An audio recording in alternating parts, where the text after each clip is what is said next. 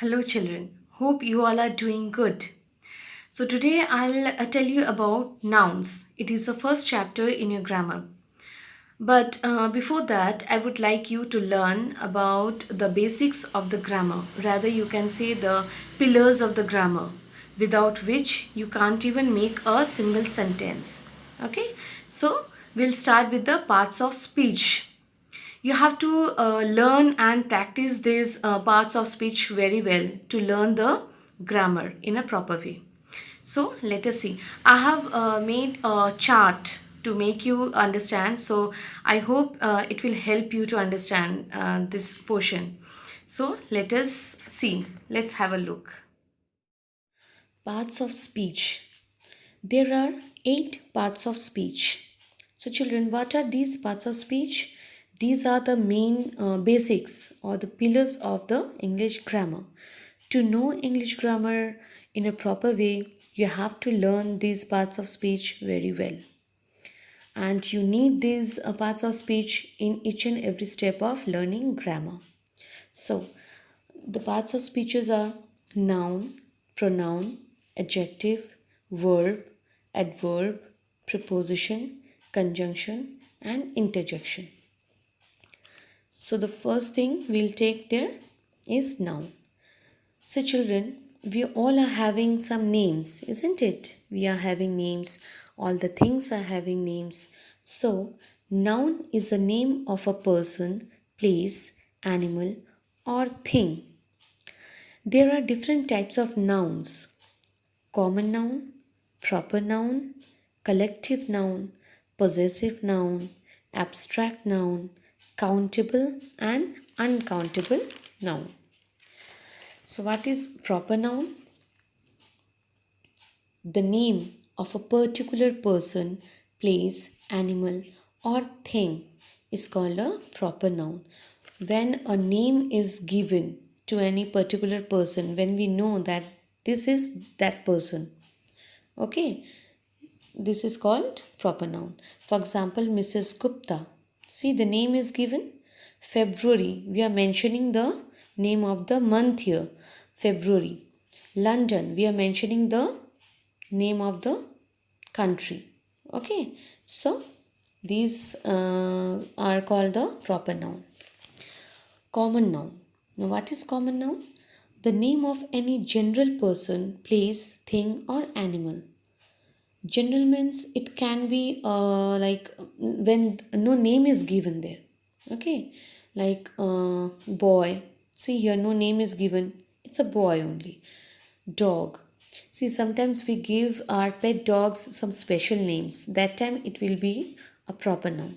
But here only dog is written. So it is common noun. Pencil. It's a pencil. Any kind of pencil it can be. No name is given. So it is common noun. Town. Only the town is written. No name of the town is given here. Friend. No name of the friend is mentioned here. So these all come under common noun. What is collective noun? A noun which refers to a group of things. When things come in group, they are called collective nouns. For example, animals. When they move in group, it is called the collective noun. A flock of birds. When birds fly together in the sky, it's called a flock of birds. A herd of sheep, group of sheep. Okay, so these are called collective nouns. Now, see, children, all the nouns and pronouns are further divided into gender. What is gender? Gender tells us whether the person is a boy or a girl. It defines us, okay, whether it is girl or a boy. There are 4 types of gender: masculine, feminine, common, and neuter. What is masculine? Masculine gender is where all males belong to the masculine gender. Okay, all the males means boys or man. For example, man, lion, rooster, etc. Feminine. What is feminine gender? All females belong to the feminine gender. Female means women, girls.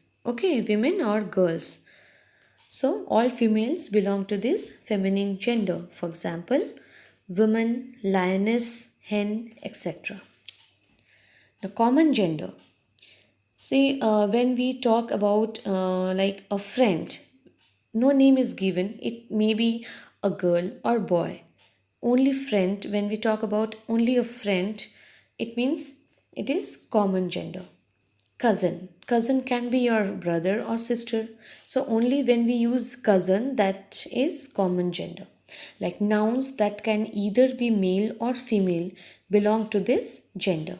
For example, baby, cousin, teacher, friend, etc. These can be girl or boy. Neuter gender. What is neuter gender? Normally, the non-living thing belongs to this group, this gender. Nouns that are neither male or female belong to this gender. I told you, non-living things are non-living things belong to this gender. For example, book, chair, pen, etc. So, we are done with the gender part. So, children, you have learnt about three types of nouns and four types of gender. I hope you all have understood. But if you have any difficulty in understanding these things, you can call me up, or I can clarify your doubts in the next Zoom class. Okay, and I will be giving you some book exercises. You have to do those things in your grammar book with pencil, and I'll providing you the answers too. But at first you have to solve it by yourself. Then you will check it with my answer. Okay. So till then, goodbye. Be safe.